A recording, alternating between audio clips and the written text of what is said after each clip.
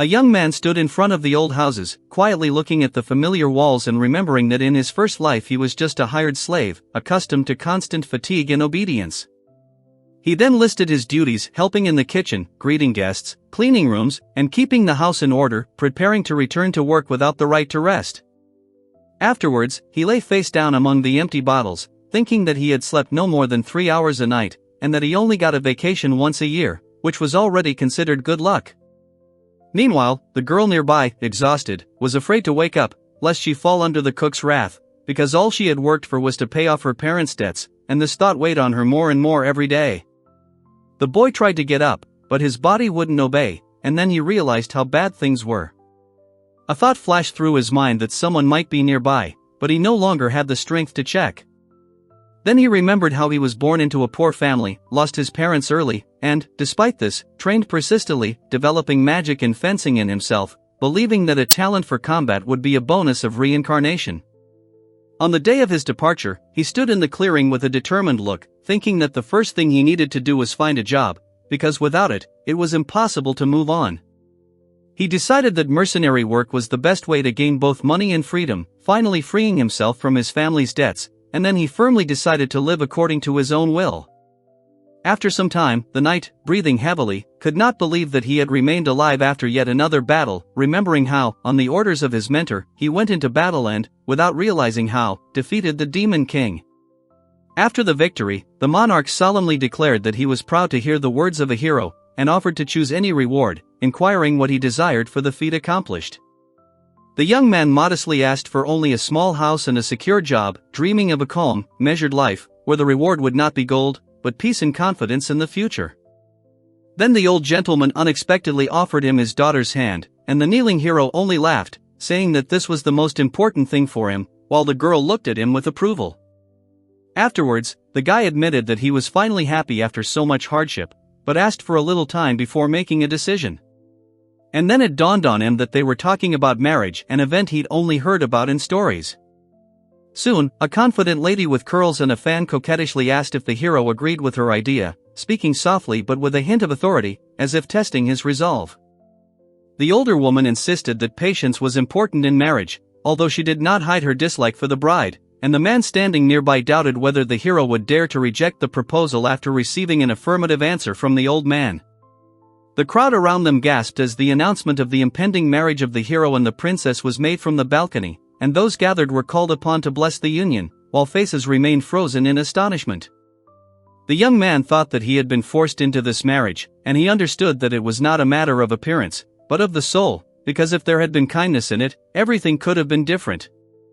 At that moment, the woman with the necklace asked him if he was capable of using transfer magic, making sure that he really was a hero, and her gaze expressed irritation and interest at the same time.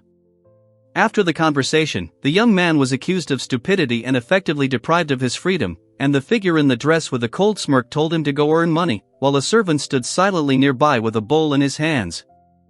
Then he reluctantly agreed, feeling his fingers tremble, while the other, with a mocking smile, urged him on, reminding him that he now had a child to support. The man in the dark suit dismissed the boy indifferently, and the woman on the couch raised her hand in confusion. Meanwhile, the girl in glasses calmly read, and the listener in front of him nervously hung on every word, trying to understand what was happening. Then the same girl with glasses asked if the man standing behind her was her father, to which he awkwardly admitted that, technically, he was his son. At that moment, an irritated voice demanded they hurry up and use the remedy, and someone bitterly complained that their heart had been broken on the first night. After this, the young man clenched his fists and promised that he would do everything possible for the family, and the other quietly added that the child was not to blame for anything and deserved better. The woman, beaming, held the baby on her lap, and someone standing behind her admiringly called the scene perfect. Nearby, a young man struggled to hold back tears, wiping his eyes as he heard himself being told to hurry up and earn money for his parents.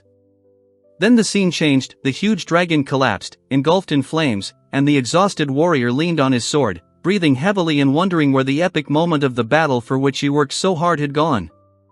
After this, the angry woman, holding a piece of fried meat, declared that she could no longer live with this black hole, while the tired fighter, leaning on his sword, thought that perhaps just being good was enough, but doubt did not leave him. The young man clenched his fist in his gauntlet, admitting that his current life had become even harder than before, and he desperately dreamed of a slow, calm existence without wars and pain. Then he fell to the ground, exhausted and confused, feeling a strange numbness, and wondered if this feeling would happen again if everything started over again. Gradually, his body lost all sensation, and he realized that a rebirth was coming. He thought with regret that it was all starting again, and then he felt a light hand touch his head in someone else's warmth. A woman's voice gently comforted him, acknowledging the difficult path and promising that everything would be fine now, but suddenly he woke up with fear, not understanding where he was and who was in front of him. The stranger calmly asked him to calm down first and promised to explain everything in order. Then he cautiously asked how this was possible and admitted that there had probably been a mistake. She confirmed that the previous person in charge had indeed made a mistake, which is why he was reborn without warning, and he sat nearby, stunned by what he heard. After that, she apologized several times, feeling inner uneasiness, and he leaned forward, asking if he had caused her problems and if his existence was annoying her. The woman replied that, on the contrary, he should be happy. After all, reincarnation was finally possible. However, he sullenly said he didn't want to be born again, since being dead had proven easier, and her expression expressed annoyance at his gloomy attitude. Then she gently covered his mouth with her hand, assuring him that there was no need to worry, and promised to personally ensure that the new incarnation went without errors. After this, the stranger smiled warmly and, pointing forward, suggested that they look at something. Her eyes reflected a benevolent calm. The cheerful girl explained that the next incarnation would take place in the kingdom of Shounen, similar to the previous world but with different laws. Behind her, a majestic castle towered, foreshadowing a new destiny. The woman leaned tenderly over the newborn baby, promising that he would become the third prince and be able to use magic from his past life, while the young man standing nearby listened in amazement. In another place, the boy calmly explained to the girl that it is impossible to preserve bodily features during reincarnation, but all knowledge and magical abilities are completely transferred. Finally, the young man admitted that he hoped that all his past work would not be in vain, and then the woman with a warm smile replied that everything he had experienced would only strengthen him, ending with the words that he truly deserved happiness. He happily confessed that he had fallen in love, calling her words kind and warm. Then she wished him a peaceful and healthy life, leaned forward, and gently said goodbye, preparing to pass into the radiance of light. The narrative then shifted its focus to a majestic castle high above, around which enormous birds circled gracefully. Inside, a maid politely asked if Sirius was awake, then knocked softly and entered the room. In the spacious hall stood a young boy, the third prince of the Shounen kingdom, Sirius, 4 years old. He confidently adjusted his cloak and smiled, radiating energy and childish determination. Meanwhile, a masked man with a knife in his hand threateningly declared that he would punish anyone who fell asleep early, and the girl watching this thought that Sirius-sama was already showing a reliability that was inaccessible even to adults. The maid then cheerfully announced that Lesia-sama would be present for breakfast. The prince was surprised, wondering who else would be joining, and concluded that the others were probably busy with their own affairs. He knew that his eldest sister had already married, and the age of majority in this world was 15. The other siblings were absorbed in their duties, while the king and queen were constantly busy with the affairs of state. Later, a sunny girl in a flowery dress and apron greeted Sirius with a cheerful good morning while holding a cup of tea and sitting by the window with soft light streaming in. The prince greeted his sister with a smile and asked if she was free from the student council. The woman replied that she had specifically taken the day off so she could have breakfast with him and spend the morning worry-free. At the other end of the corridor, an angry woman sternly ordered a girl to hurry and earn money, but she wearily turned away. A nearby boy, meanwhile, watched the scene with a slight smile, admiring her stubbornness. Then the young guest thanked Alina for the breakfast she had served, and she modestly replied that she was simply doing her job, after which the girl happily sat down at the table, enjoying the peace. The girl quietly thanked Spiral for his help, feeling like she was finally being taken seriously. Sitting alone at the set table, she thought with pleasure that she had found a life where she could truly relax. She smiled and remarked that Sirius sometimes acted a little too mature. The two nearby listened approvingly, agreeing that he was remarkably mature for a 4-year-old. The boy himself reflected that he had lived through 2 hard lives and now wanted to remain ordinary. He acknowledged that he was only 4 years old and was determined not to stand out in this world. The story then marked his relief. After all, he was not in the direct line of succession. He rejoiced at the happiness of his older brother and sister, feeling his parents' concern mixed with anxiety for his future. The boy was dreamily talking about a calm and free life when a woman nearby asked him what he would do today.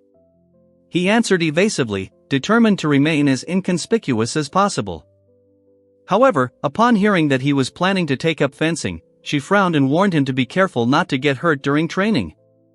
Meanwhile, the young man recalled how in his past life he had taken risky actions for the sake of survival, and the smiling girl thanked him for his concern, adding that Sirius might be more suited to magic than a sword.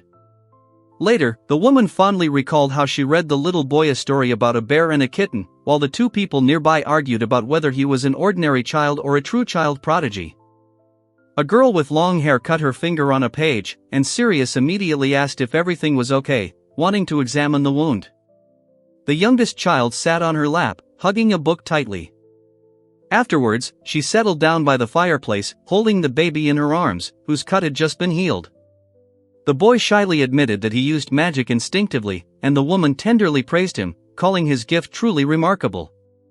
The story explained that the magic of this world is divided into 7 elements: earth, water, wind, fire, existence, darkness, and light, with the last 3 considered the rarest and most difficult to master. The healer then explained that healing magic belonged to the light element and was usually only learned after the age of 10, so the ability to heal at a younger age was considered truly amazing. At this point, the maid froze in amazement, watching as the girl, with a glint in her eyes and a drop of drool, confessed that she was capable of using all the elements. Realizing what she had said, she quickly wiped her mouth and decided to keep it a secret. The boy wondered if outsiders knew of his power, and there would be those who would try to exploit it.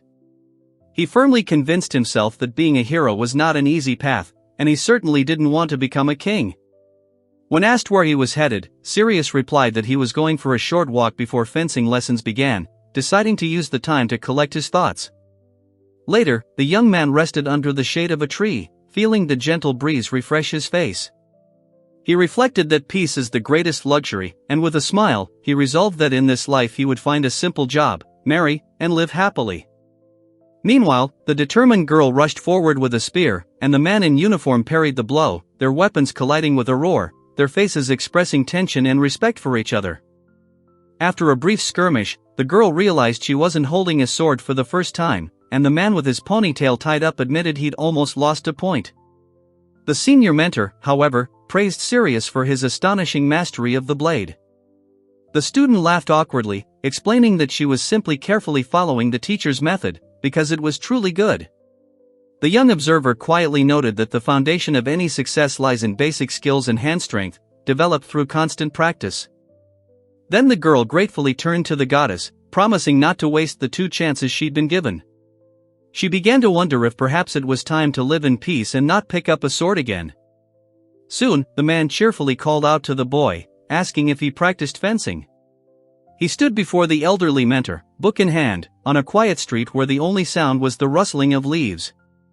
The boy approached Regulus kindly and asked how he was feeling after his first training session.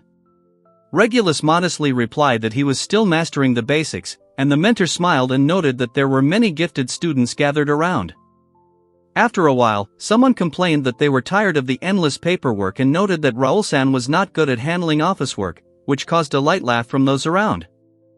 Another interlocutor remarked that Raoul was superb in battle and hard to imagine as a writer. He asked if Sirius had any interest in the throne, but he calmly replied that his older brothers were better prepared and that an ordinary life was quite enough for him. Leonard carefully asked if Sirius could wield light magic, and at that moment a woman with a baby in her arms spoke dreamily about the happiness of being with her beloved husband and children, while the child grumbled that he didn't want any throne. A curious child asked how many wounds could be healed with magic, and the adult explained that even a lost arm could be restored if the heart was still beating or had been revived. The child listened with noticeable excitement. Then Leonard, with a slight smile, said that the small scratch would definitely heal, and his interlocutor agreed, promising to return to work and offering to support each other as much as possible. Later, the boy, lying on the grass, greeted Sirius, who approached with a kind smile. Sirius enthusiastically called him Brother Raoul, the first prince. The girl replied that she was simply observing the clouds, and the man asked if this was part of the training. realizing she was simply relaxing, he allowed her to lie quietly and enjoy the moment. At the entrance to the training grounds, a young warrior approached a child and asked if he wanted to accompany him. The little one hesitated, but then nodded decisively, ready to follow his mentor, even if he didn't fully understand what lay ahead. The man insistently demanded that everyone give it their all, and the man standing next to him confidently declared that even if something went wrong, Sirius would definitely fix it. A girl nearby watched in amazement at their confidence and inner calm before the training session began. Afterwards, one of the participants admitted he hadn't trained seriously in a long time, clutching a wooden staff. Then he suddenly lunged forward with such force that a girl standing nearby barely managed to retreat, amazed by his agility. The man enthusiastically declared that much work still lay ahead. Meanwhile, two wounded men were being treated by a caring woman, who asked if they were okay. One of them sadly noted that he would never have been called a hero without the help of his brother Raoul. The young warrior calmly explained that magical healing wasn't easy at this level. The girl standing nearby nervously asked her older brother not to accidentally touch her heart or anything so important. The young student then demanded that the boys stand up straighter and thoughtfully remarked on how serious and impressive their training looked. In her eyes, the older brother seemed the most level-headed of them all. The fair-haired man was introduced as Lord Regent of Wisdom, and the other, smiling and confident, as Lord Raoul of the Take family. The girl, watching from the sidelines, thought that despite their rivalry, they had decided to support each other, no matter who the next king would be. One of the brothers, adjusting his cloak, noted with a grin that the path to the throne was hidden behind a curtain, from which he would emerge in a far from pleasant manner. His gesture at his waist emphasized the irony and self-mockery in these words. After a strenuous workout, the girl admitted she'd been moving too much and was now craving something calorie-dense. Smiling, she suggested making fried potatoes, and everyone around her perked up at the idea. Then the masked man remembered a request from a past life, to eat what he truly wanted without thinking. He advised him to do just that, and the young man, laughing merrily, ran off to fulfill the advice. Soon, someone in the kitchen politely approached the cook, asking if he could use the room for a moment. The cook, recognizing the visitor as Lord Sirius, asked in surprise if anything unusual had happened. The girl, refusing extra food, happily stayed to help. She deftly peeled and prepared buns, while the smiling chef watched in admiration as the dough took shape and sizzled in the pan. She explained that the salt should be added at the very end and handed the plate to the boy, who immediately asked if he could join in. The cook, slightly embarrassed, agreed, deciding that company would only be beneficial. The girl enthusiastically praised the taste. The potatoes were perfectly crispy and salty. The cook, looking at her, smiled awkwardly, and she added cheerfully that it would be even better with sauce.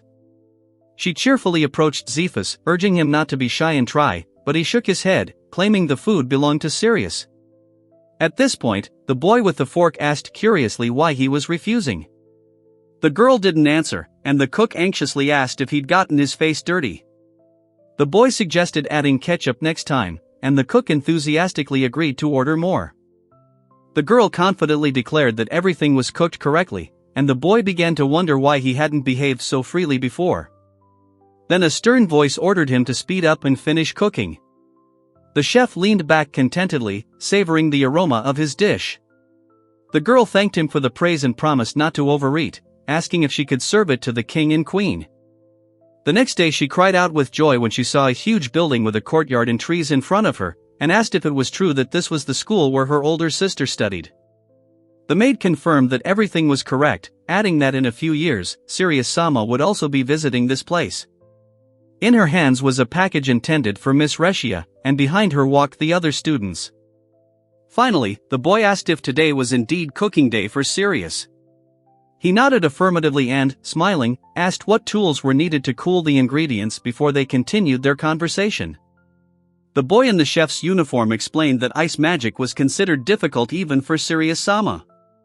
His partner then enthusiastically declared that their plan would still work perfectly, hoping that water would be easier. Afterwards, the young man joyfully showed off the magical instrument, explaining its cooling properties and cost. The girl smiled and praised the invention, adding that, despite her knowledge of magic, she still preferred performing simple tasks with her own hands.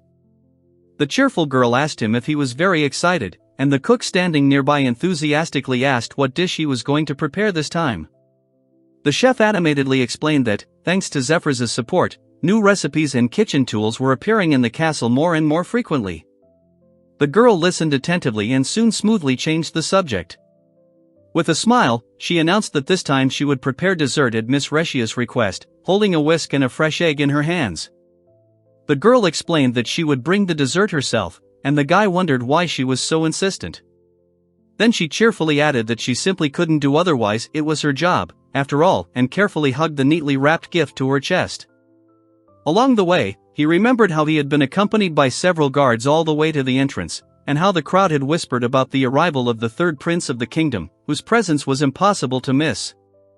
The girl admitted that she was not used to being the center of attention, but a figure with a cheerful voice standing next to her encouraged her, saying that she needed to believe in herself, because now everything was different than before. The boy was considering whether to use teleportation magic to avoid attracting attention when the maid came over and informed him that his older sister was waiting for him in the south living room, having confirmed this with a classmate. At this time, a girl with a cup in her hands called Sirius, and a boy with shining eyes ran up to hand over the promised gift to his older sister, who, with a smile, allowed him to come closer.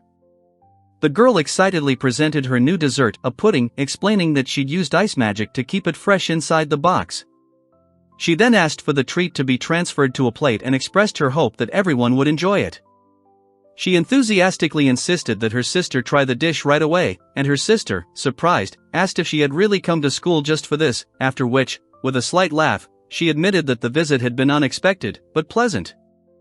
The girl gently stroked the head of the younger one, who was holding the spoon, and the child sincerely said that he was very happy to see how pleased Sirius was. The boy paused for a moment, as if awakening from a slight daze, after which the girl joyfully offered to eat the dessert right then and there, holding an elegant glass goblet in her hands.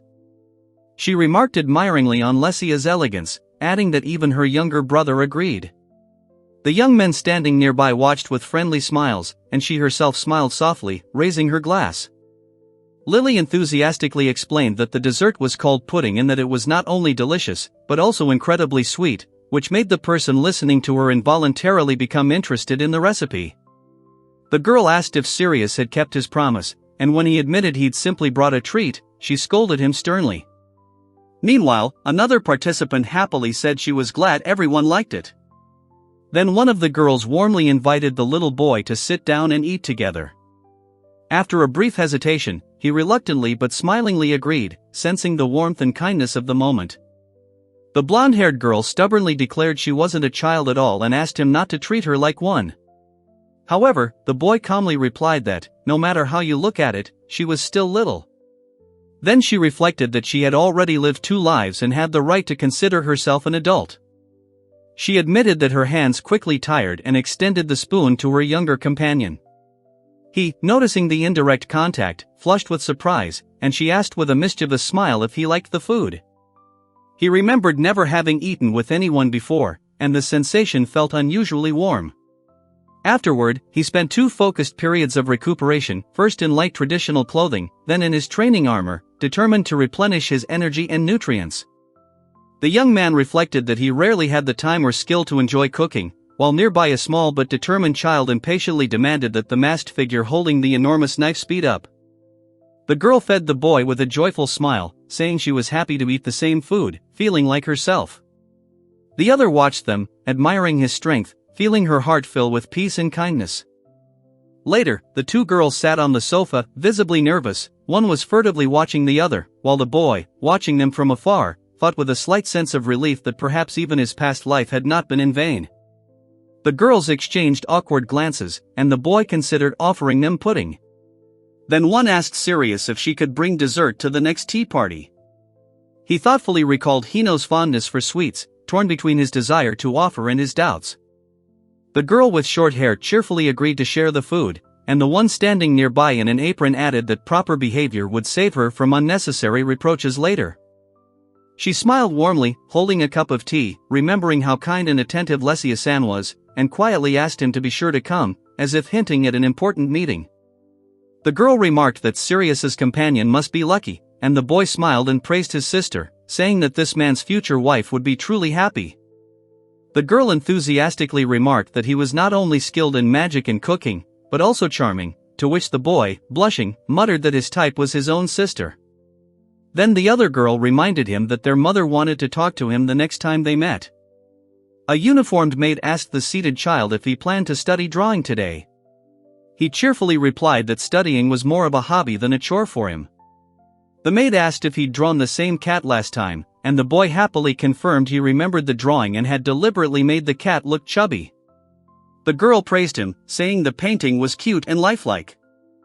Then she told him she was working on an illustrated book about cats and dogs and suggested he give it a try if there was no reason not to.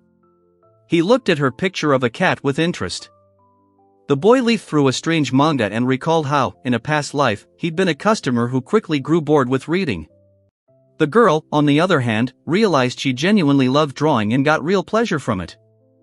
The girl praised Sirius, noting that he was talented in everything: magic, fencing, cooking, and even painting. Then he asked if he had captured the mood of a quiet day well in his new drawing. The girl, her cheeks puffed out, tried to say something, but the maid cheerfully praised her, as if replaying an episode from a past life. The two standing behind her watched the scene with a slight smile. The girl then cheerfully informed Sirius-sama that they had completed the section and suggested they prepare for the next lesson.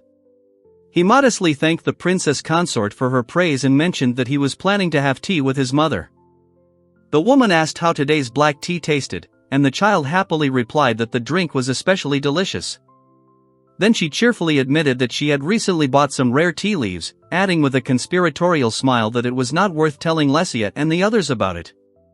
The girl asked her friend what she'd been up to today. The friend excitedly replied that she'd been working on a picture book and promised to show it to her as soon as she finished. The girl happily said she'd definitely read it. Then she asked if the drawing resembled a map, and the young man confirmed with a smile that these were the very same characters, Nayata and Wang Jiro, who had become the favorites of their entire company. The young man enthusiastically explained that he'd dreamed of having his own toy to play with. The girl with the bow in her hair listened with interest, noting that the design was attractive and perfectly thought out for play. She then added that the toy was secretly in demand, and they were planning to open a store soon selling products made using Sirius's recipes. The cheerful woman declared with delight that their treasury was now overflowing with wealth, while the man standing nearby looked a little tense against the backdrop of the majestic castle, where gold coins were gently falling from above.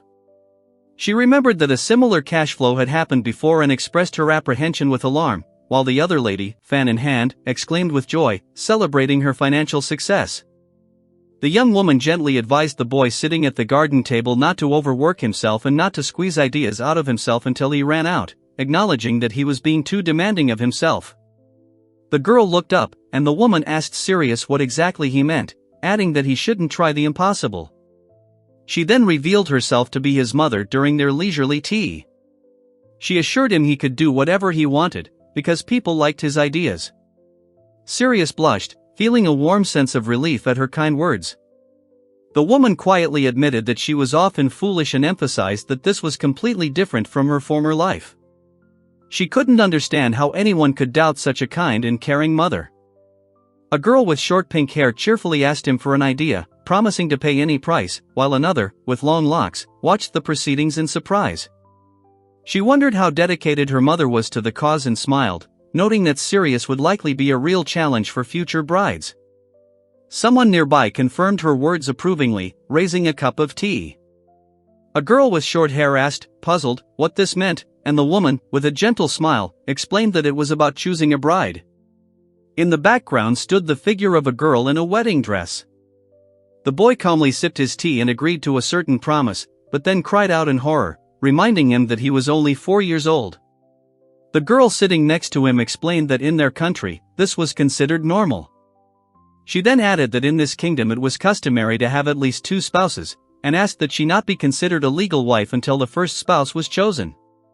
He was internally worried, wondering if something bad would happen, but he suddenly stood up and with determination in his voice declared that he would save this world at any cost. Sitting at the table, the girl reflected on her position and her right to choose, worried that her fiancé might only be interested in wealth. So she decided to proceed cautiously, judging people not by their profit, but by their sincerity. She explained that he must first be baptized. He became wary, asking if this was just a political marriage, or if there was more to it than just money. The little boy asked what baptism was, and the woman across from him replied that the ceremony would be performed with a priest present, after which they would go into the back room for a prayer that would take a few minutes. The girl wondered who exactly they were praying to and whether she would encounter a goddess. The boy, meanwhile, pondered the male deity of this world and decided that for now, all that was important was to focus on serious prayer. The woman gently covered the mouth of the child sitting next to her at the table with her hand and explained that the decision he was about to make would shape his life for the next 4 years. Then the child quietly asked if she was talking about his mother. The kind woman extended her hand and promised to help him if he felt tired or confused. The young creature nodded shyly, touched by her warmth. The girl explained that the cake was called Mont Blanc, and the woman asked curiously if Sirius had made it. After trying a slice, she happily admitted that the dessert was delicious. A close-up of numbers reflected in the character's pupil follows, after which two girls sit at a table, discussing whether to try cheesecake next time. They marvel at how many other flavors there are that they haven't had a chance to experience. Under a pavilion surrounded by blooming roses, a boy reflects on his caring mother, while a girl nearby enthusiastically suggests opening her own pastry shop. The scene then shifts smoothly to a quiet room, where someone is thoughtfully discussing marriage. The girl silently notes that decisions are made quickly in this family and hopes to someday meet a worthy companion, while a cheerful little character nearby curiously asks who invited her. The maid wished the girl good night and asked her to rest. She responded quietly, settling into bed, and soon the soft darkness of night descended outside the window. The camera shows the church exterior, while a voiceover tells of a recent baptism and the upcoming 5th anniversary celebration. Inside, a boy kneels before the altar, offering sincere thanks, and then rises to address God in prayer. He expresses gratitude to the goddess for the peaceful days, speaking with deep sincerity and calm dignity, as if afraid to disturb the silence of the holy place. A cheerful woman greets Sirius after a long absence and explains that she has come because she is close to the gods of this world. When someone asks if the local deity is male, Sirius calmly replies that the god is indeed present here. The woman explains that this is where their country's god of entertainment is worshipped, and the man standing nearby feels uneasy, noting that this deity has a harsh speech and manners that are more reminiscent of a human.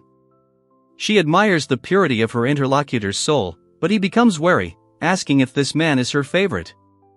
He then sternly warns her not to play with fire and inquires about her plans, and she, smiling, thinks that his soul has long been tainted. The girl timidly remarks that what humans call dirt is mere trifle to God. The confident woman nods approvingly, and the man standing nearby crosses his arms in agreement. The girl explains that the blessing she received is useful in this world and that she took care of it herself even before her reincarnation. Then another character recalls that she was initially reluctant to participate, but now she's sincerely drawn in. The serious young man suggests getting down to business, but one of his companions jokingly defends his witty remarks, to which the third calmly remarks that the circumstances are now completely different. A little boy asks permission to ask a question and asks the name of the goddess.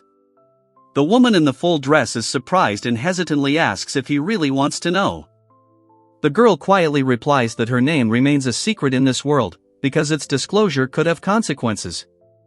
She thanks him for his attention and adds that a prayer will be more sincere if it's said from the heart. The second woman, smiling, admits that she always knew the woman she was speaking to was special. Leolia warmly thanks everyone for coming, while guests chat freely and enjoy light refreshments in a room with graceful arches and balconies. At a formal celebration, a man announces that today is the 5th birthday of his third son, Sirius. The boy wonders curiously if this ritual is repeated every 5 years as guests greet him in the hall. The two women proudly discuss their daughter's health and their resemblance, and then the cheerful girl thanks them for the invitation, introducing herself as Tucker, the daughter of one of them. After the formal greetings, the boy politely asks if he can take a break, but the uniformed maid insists on accompanying him. He sheepishly replies that he would like to be alone. Left in the hallway, he feels confused and thinks everyone around him is trying to please him for their own gain. Then Sirius decides that even if he gets married, he'll remain just a tool, since no one seems to be genuinely happy for his birthday. He leaned against the balcony, enjoying the cool breeze, when a loud call came from below, someone insistently asking if he was even listening. 3 children angrily surrounded the girl cowering on the ground, calling her a vampire and a monster, condemning her appearance and manners as unworthy of a noble reception. The 2 men mockingly discussed the terrified girl, claiming she must be cursed because of her eyes, adding that her gaze was repulsive. In response, she crossed her arms over her chest, as if trying to protect herself. The girl, sitting on the grass, quietly said that she would like to celebrate His Highness's birthday, and the boy standing next to her looked down and awkwardly scratched his head, not knowing what to answer. She raised her hands in defense as 2 boys attacked her aggressively, one kicked her, the other swung his fist. The girl tried to shield herself, falling to the ground under their onslaught. The servants screamed in horror upon seeing the young prince, wondering why he was in such a place.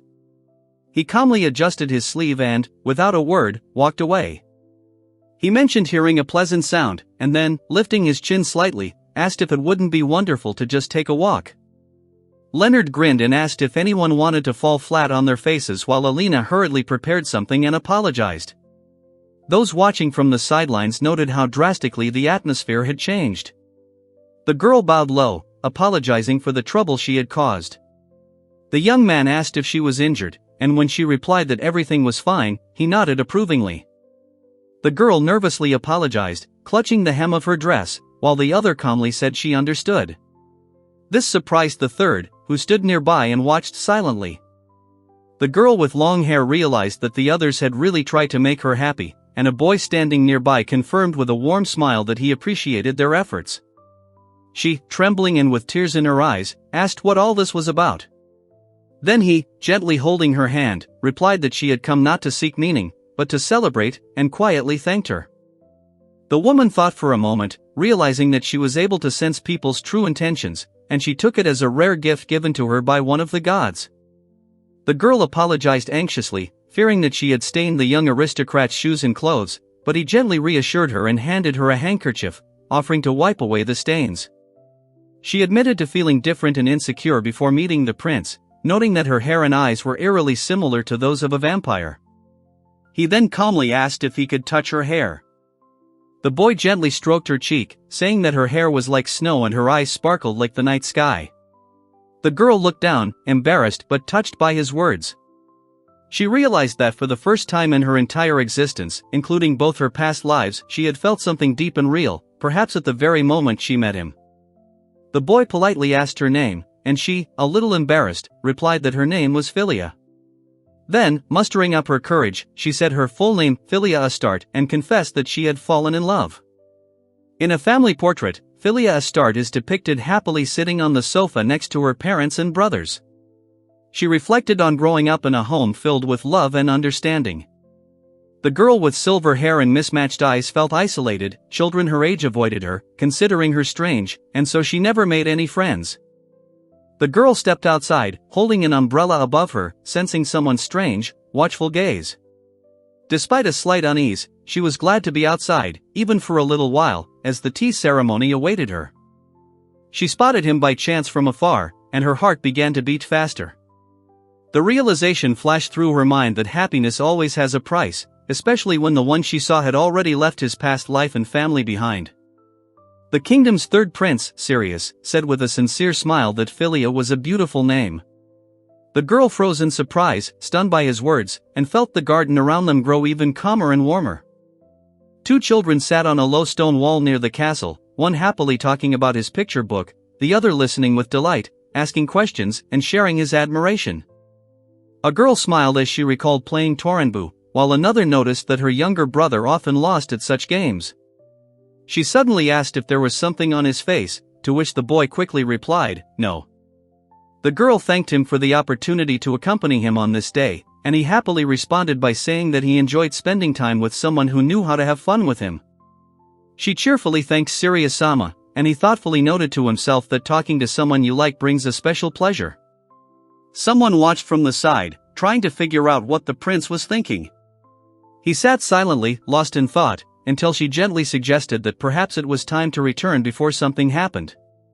At that moment, the older woman gently reminded him that he had until his 5th birthday to choose his first bride. They sat next to each other on a bench, and the boy asked if she had a boyfriend.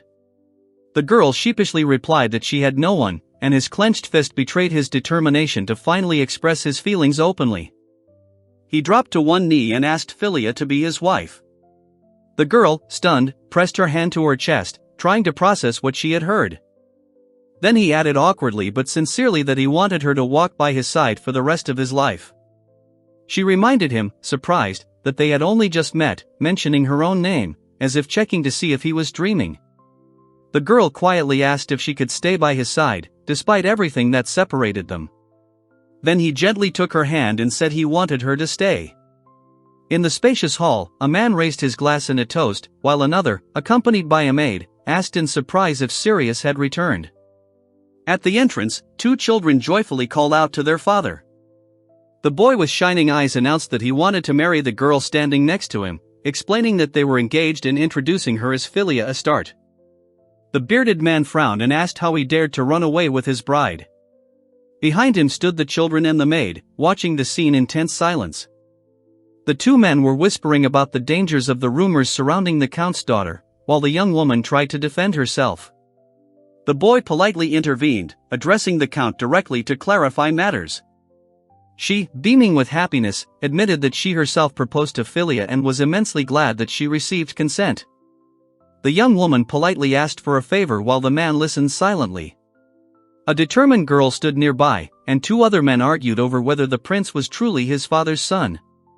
The young man sheepishly admitted that it was love at first sight, and added that the more they talked, the more convinced he became of the sincerity of his feelings. The boy happily declared that being with Fyia made him feel like the happiest man in the world. The girl looked at him in surprise, and the older man standing behind him quietly remarked that it seemed the decision had already been made. The boy anxiously asked his father if he agreed with his decision. The elder, confident in the count's integrity, calmly assured him that he trusted his son, and a girl standing nearby supported his decision, promising her help. The castle towered majestically over the surrounding countryside, and a voiceover announced the official engagement of Sirius and Fyia. Everyone imagined a quiet, measured life awaiting them, free from unnecessary worries and interference. At the large dining table, they discussed Sirius's astonishing abilities and Fylia's rapidly growing talent. The girl listened silently, while the three maids stood nearby, straight-backed, as if awaiting orders. The woman at the table inquired if the concubine would be arriving today, and the girl thoughtfully asked if she needed to meet Sirius later. The boy, smiling, assured her there was no need to worry about that. He cleared his throat slightly and suggested that they discuss the matter another time, which eased the tension in the room. Reynard announced an upcoming inspection of the lands, which would soon be distributed among the new owners. The girl with short hair asked in surprise if she had misheard the word territory. At the massive table, a man with a serious face asked if Sirius had arrived yet, and the man sitting next to him with a neat beard answered with a confident smile. The young prince clarified that the conversation was about a previous discussion, and the man then confirmed that he was talking about the very lands mentioned at dinner. Sirius nervously asked if he had understood correctly. The older man explained that since Sirius was already 5 years old, it was time for him to receive a territory or two. But the boy firmly declared that it was too early and unnecessary. He hesitantly remarked that he would have preferred a smaller plot, but the older man gently reassured him, saying that was exactly how it was intended. A small figure at his side quietly muttered that history was repeating itself. It was explained that the title was already registered in her name, but it was impossible to transfer ownership immediately, so she should go to the inspection herself to gain practical experience. The girl laughed sheepishly, and the man advised her to report any small items she found to the local manager, adding that he was sure she would do an excellent job. He reflected that Reshia was already engaged and now waiting for graduation, and this was both pleasant and a little sad. The boy listened silently, and the girl thought about her older sister's upcoming wedding. The young heir pondered the weight of responsibility that would fall upon him if he were forced to become the successor and leave the castle with Fyia. Meanwhile, the others discussed the importance of the upcoming inspection for their future. The older man dropped to one knee, affectionately patted the boy on the head, and said he was proud of him. He added that the most important thing, no matter the circumstances, is to be yourself. The boy remembered how he was sold in his first life and died in his second, and now, looking at the girl, he listened to her proudly calling him father, looking up with shining eyes.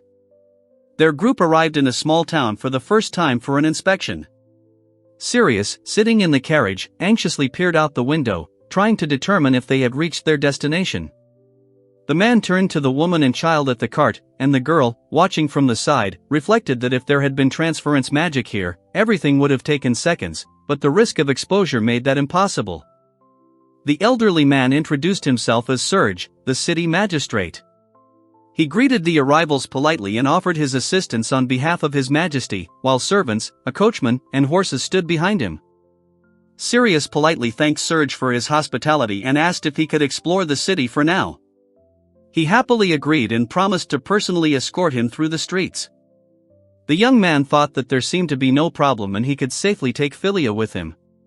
Meanwhile, the girl, dressed in a maid's uniform, walked down a busy street, crowded with people and lined with food stalls.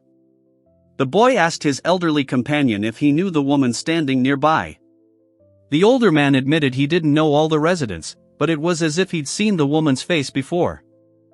The man suggested finding the person responsible for organizing the residence, while the girl recalled someone connected to the shelter. Another quietly expressed hope that everything would be fine, even if a complaint was filed. Leonard sat at his desk by the dim candlelight, carefully studying papers. A voiceover asked if he could temporarily prepare information about the city, and he calmly agreed. The girl at the desk called out to Sirius-sama, while the other one studied the documents, noticing that at first glance there was nothing suspicious about them. She explained that she had interviewed local residents, and they said that the woman works with children from the shelter and collects food supplies for them. The girl added that if this information was confirmed, everything could turn out differently. She then suggested visiting the shelter marked on the map the next day, and received consent. The girl assured the boy that she was now at peace. He had become active again. He admitted that he might have overdone it earlier, but promised to give it his all tomorrow. The girl with short hair firmly said that she could no longer ignore such things, and the maid enthusiastically agreed to help her with this. The cheerful man joyfully greeted the prince, and maids and children gathered around, ready to respectfully greet and serve the distinguished guest. An elderly man kindly asked how he could help today, and the group, a man, a woman, and a child, politely requested permission to conduct an inspection. The others watched with interest. The elder noted with a gentle smile that the children were healthy, but they ate a lot and were running low on supplies. The woman next to them nodded in agreement as the little ones quietly finished their food. The boy noted to himself that the place seemed unusual and even a little mysterious, and then decided to explore other establishments. The woman politely wished him a pleasant stay. The maid reported that the orphanage was a sham, in fact the administrator's personal residence, and the children living there were his own. Everything was so obvious that there was nothing to discuss. He continued to study the documents and noticed that the manager was acting negligently, not checking reports or conducting inspections. This led him to believe that similar problems might exist at other institutions. Two women argued over residents' complaints, until a young man with blonde hair calmly remarked that they almost never reached agreement. The girl with the bow sternly concluded that poor management had led to illegal activities and asked if anyone was profiting from it, then sighed wearily. He thought for a moment, then said that people like that were everywhere. He then asked if she knew where a real shelter was in the area. The girl calmly replied that she had already found out. The flustered woman quickly apologized for her rudeness, but the boy, smiling, assured her he was just a kid and asked for more details. At that moment, 3 curious little children peeked out from behind the door, asking how they could help. The girl hesitantly said she wanted to confess something, and the other anxiously asked if they were going to be relocated somewhere else. Both looked worried and uncertain. A group of children peered fearfully from behind the door, and an adult's hand made a decisive gesture, warning that there was nowhere else to go in the area and calling for compassion for these children. The confident young man calmly assured Marin and her companion that he wished no harm to them or their friends. He then gently asked them to calm down and explain in detail what was happening. A little girl asked an elderly man why they were suddenly kicked out of their previous building after the new manager arrived. A woman nearby confirmed that government subsidies had stopped immediately. Miria explained to the children that they, too, were trying to stay afloat by continuing to work as best they could. The elderly woman added that even with the support of the locals, coping was becoming increasingly difficult. The young man offered to take control, and the woman, tired but grateful, agreed, noting his efforts. However, he suddenly took a step forward, and she asked in surprise what he intended to do. The guy carefully stepped forward and looked around the open area, assuming that the right place should be somewhere very close. Leonard stood within a glowing magic circle when the ground beneath him began to tremble and crack. Huge slabs of soil shifted and crashed into a deep chasm. A group of children and two women stood before an imposing house, amazed by its grandeur. One of them remarked admiringly on how beautiful the building looked, while a child asked in surprise if it was magic. The girl quickly asked Sirius to keep the secret about the magic, but he hesitated, unsure whether to agree. She worried that no one would believe her even if they told her. The girl hesitantly asked if she could stay, and the woman, with a gentle smile, replied that they could stay until a new shelter was built. The children and the elderly woman watched in silence, relieved. The boy confirmed that he had arranged everything and promised to deliver more supplies later. The children cheered joyfully, and the women applauded with relief, delighted in their new home. The inspection of the territories came to an end, and the young man noted that he was not going to reveal all the details unless circumstances forced him to do so. Behind the barbed wire stood two worried men, and the girl looked thoughtfully into the distance, wondering if her father expected such harsh consequences for those who slandered good people. The girl worriedly asked if something had happened to Sirius-sama. He calmly replied that everything was fine, though he silently admitted that if he hadn't been lazy and had started investigating earlier, everything could have worked out faster. The girl happily declared that she could now confidently invite Fyia on a date to their estate. The boy was surprised, not understanding why, while the other quietly suggested that she was simply revealing her plan. The girl excitedly announced her sister's impending wedding, and the crowd behind her greeted her with loud cheers. Then the scene changed. A young man in formal uniform stood before a detachment of soldiers, who jubilantly greeted him as the new king. After all the recent events, the boy cautiously entered the empty bathhouse, hoping to finally wash alone and enjoy the freedom that at 8 years old he rarely had the opportunity to possess. He made sure no one was around and, satisfied, decided to soak in the water at his own pace. Meanwhile, two maids at the door asked if the soap was tickling his skin. The girl in the maid's uniform insisted that she had to help him wash his hand. The embarrassed boy protested that he could do it himself, but she reminded him that it was his older sister's orders. One of the maids cheerfully pointed to the unwashed area, while another remarked that it was simply impossible to clean. The boy remembered his mother's words about Sirius looking especially cute when he blushed, and thought his skin was now clean, but he was tired of something entirely different. He reflected that, despite his childhood, his thoughts had become completely different. Not wanting to seem strange, the boy decided to simply enjoy the day without worries or unnecessary thoughts. The cheerful woman suggested they go in together, since they were already there. A child standing nearby, surprised and slightly embarrassed, asked if she was doing this on purpose, to test his behavior, as the moment seemed rather odd. The girl offered to help him relax his tense muscles and, with a smile, suggested they try to make Sirius-sama even more handsome. He became visibly nervous, unsure where to look under their scrutiny. 3 girls sat on the floor, carefully shifting something from hand to hand. Nearby, a boy sighed with relief, thinking how useful teleportation magic would be in places like this. The maid gently remarked that he couldn't stay there long, he could catch a cold instantly. He reluctantly agreed, asking why she was there at all, and was told that she had come to take him away immediately. The young man walked down the hallway, thinking he couldn't refuse. At that moment, the cook, peeking out from behind the door, called his name and reminded him that it was time to get down to business. 2 children were running down the hallway when one suddenly remembered something important. The girl, holding a small object, turned around in surprise, and a voiceover explained that a new dessert was being created that very day. In the kitchen, the chef asked Sirius if the frozen dessert was a success and suggested that the best time to try it was after a bath. The boy happily agreed. A cheerful girl invited Tiffany to play, and another warmly asked how she was feeling, noticing that she wasn't alone. Tiffany smiled broadly in response. Tiffany's older sister greeted Swara with a polite smile, noting that their paths had not crossed for a long time. The cheerful girl invited the guests to try the dish and share their opinions. The boy smiled warmly and asked for help deciding whether it was tasty. He explained to two girls that the ice cream was cold and sweet, then offered them a spoonful. One of them tried it and closed her eyes in delight at the taste. The cheerful young man handed the spoon to two excited girls, who were eagerly awaiting their turn. After tasting it, both enthusiastically declared the dessert incredibly delicious, their eyes sparkling with joy. The girls enthusiastically asked for more, but the man warned that overeating could give them a stomach ache. Then one of them puffed out her cheeks and declared that she still wanted the ice cream. The girl happily noted that the culinary experiment had been a complete success. The others happily agreed, adding that ice cream was quickly becoming a favorite treat in this world. She repeated her desire for a creamy version, and the boy, smiling, agreed to make it again, noting to himself how quickly the icy treat was gaining popularity in their home.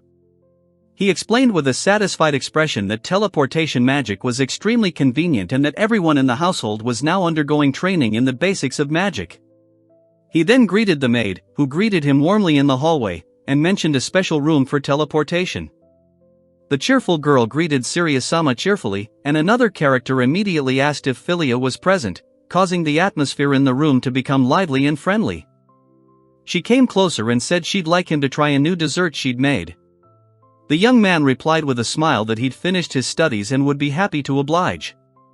Leonard and Alina sat side by side, preparing for the upcoming experiment. The man explained the principles of spatial magic, similar to teleportation, and the girl mused that perhaps it really was space that was changing.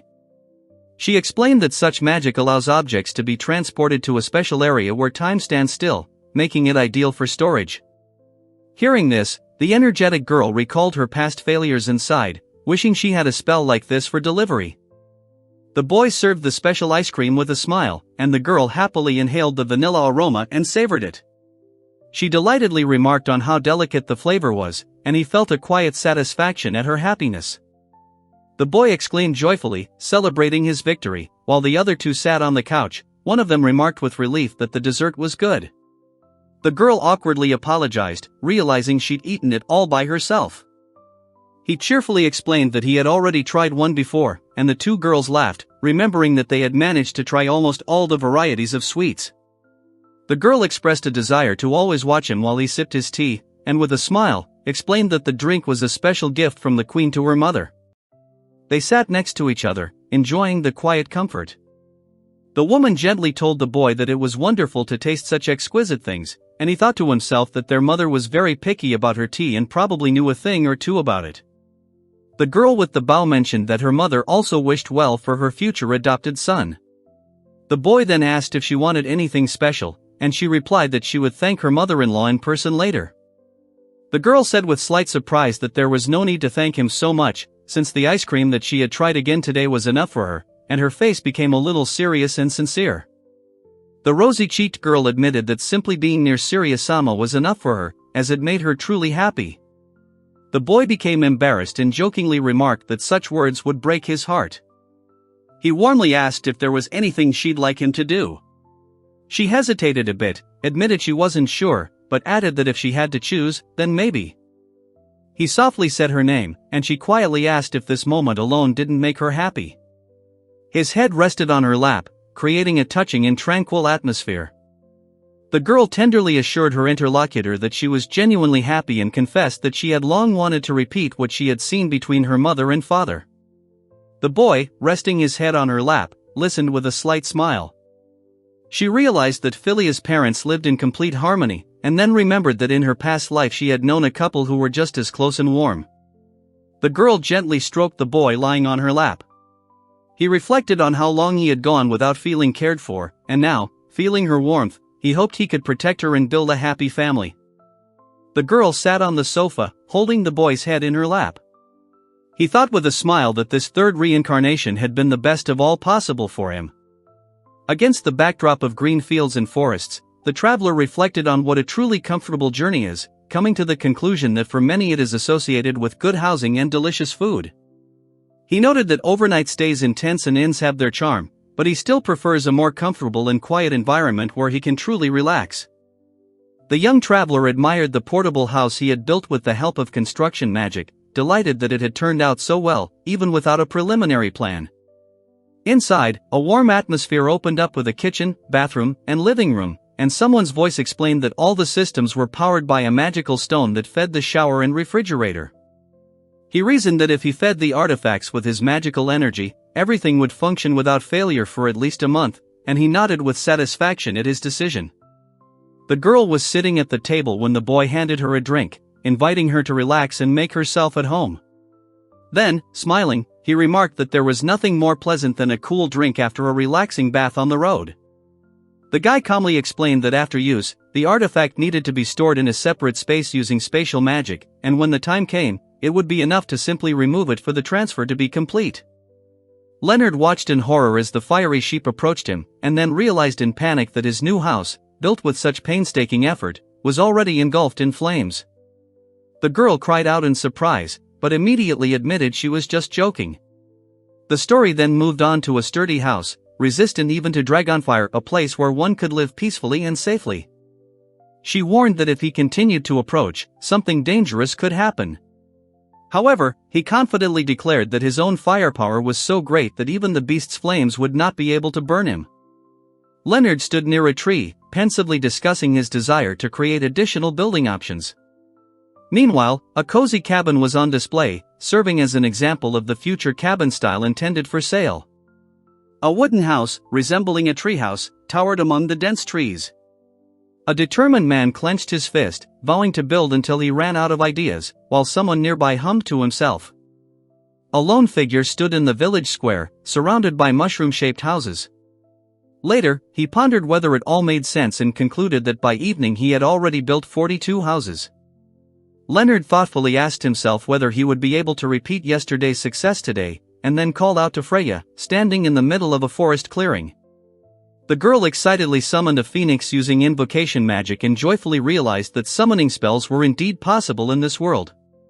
A voice nearby praised her for her success. He explained that the spell allowed the summoned creature to manifest its magical vessel, and wondered if it would be possible to summon someone from another world as he watched the bird fly away. He greeted Fyia with a kind smile, noting that it had been a while since they last saw each other, and asked if she had missed him. The boy explained that, despite its changed appearance, the summoned creature still recognized its master. At that very moment, two glowing horses named Kiro and Yamiel appeared within the glowing magic circle. Two majestic creatures, a Pegasus and a unicorn, appeared simultaneously, their presence highlighted by the bright magical light reflecting in the air and beneath their hooves.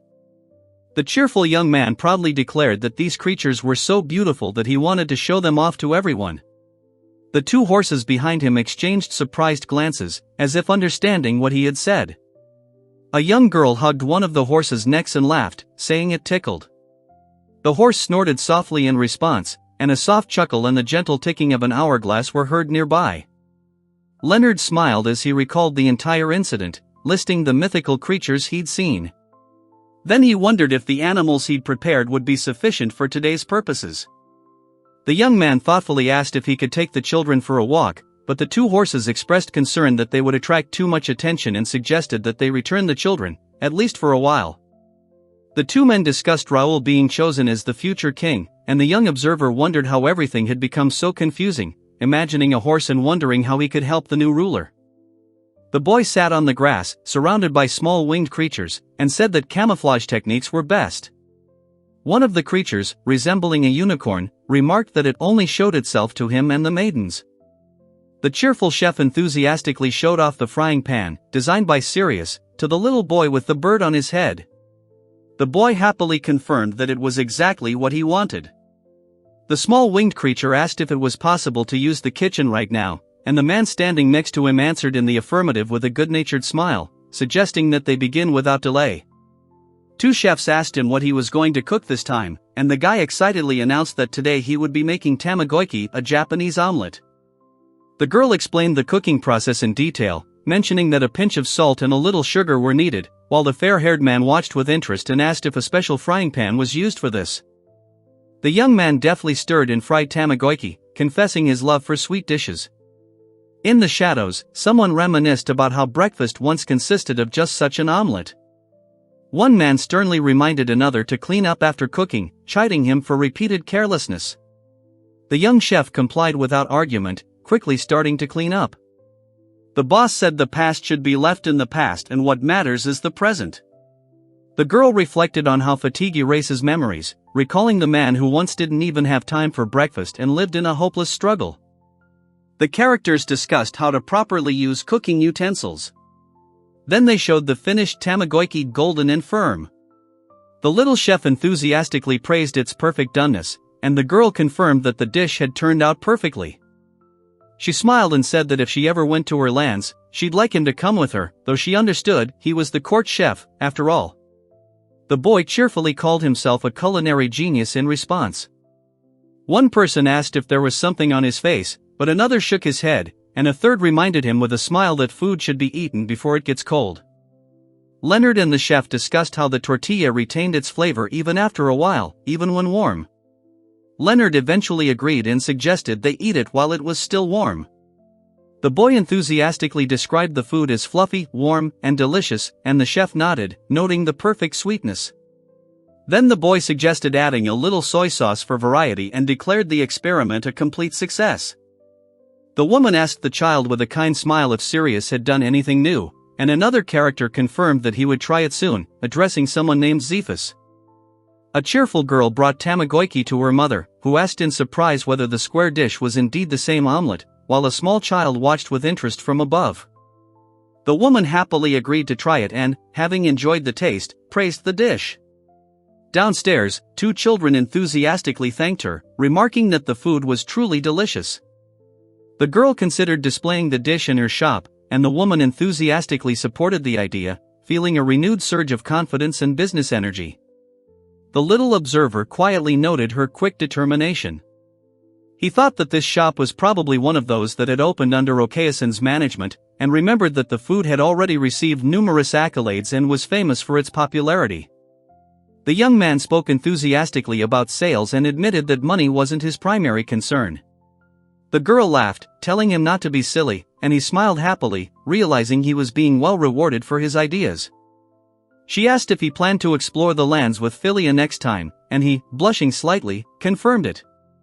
Then the girl slyly remarked that he had already been exposed. Alina gently assured Miria that she would accompany her like a true knight and protect her under any circumstances. Miria sheepishly agreed, then smiled and admitted that she could never compare to her mother, who jokingly promised to bring her a lover soon. A cheerful young man welcomed a girl to the city of Vestururu, and a small creature settled between them, while a bird sat calmly on his head, creating a peaceful and kind scene. The maid suggested they all get some rest, and the short-haired girl worriedly asked if anything had happened. Then the woman calmly announced that she was planning to explore the city with Fyia. The girl calmed the nervous boy, assuring him that she wouldn't interfere with his meeting with Fyia-sama. After that, they agreed to follow Fyia cautiously, keeping an eye on her outside the building. Fyia paused hesitantly, wondering if the locals would be surprised by her appearance. He noticed her unease and gently asked if everything was alright, guessing she was worried about her appearance. The guy confidently assured everyone that he had already warned everyone about the visit, so there was no need to worry, and added that he was sure the guest would feel great in this city. The little girl happily recognized Sirius, and he greeted the children warmly. They enthusiastically surrounded him in the bustling town square, asking if he had come to play with them. One girl asked with admiration if it was Fyia-sama herself in front of them, and the other two children happily confirmed that it was indeed Fyia Astarte.